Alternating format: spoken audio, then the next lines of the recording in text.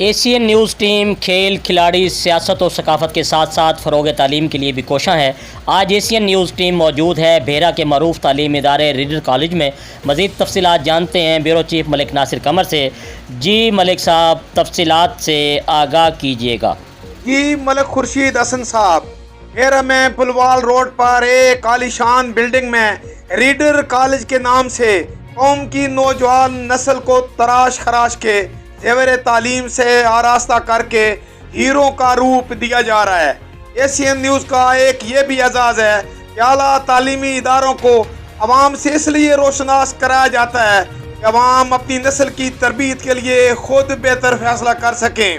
तो पेशी खिदमत है एशियन न्यूज़ के कैमरा मैन जुबैर मलिक की वीडियो रिपोर्ट। सफर है तामीर का, ताबीर का, एक रोशन मुस्तकबिल के लिए दुनिया की तस्खीर का।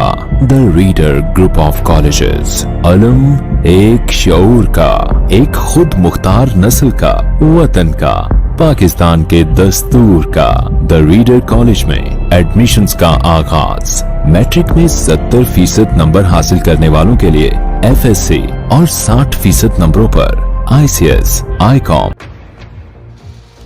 जी, मज़ीद ख़बरों और अपडेट से बाखबर रहने के लिए देखते रहिए एशियन न्यूज़ HD।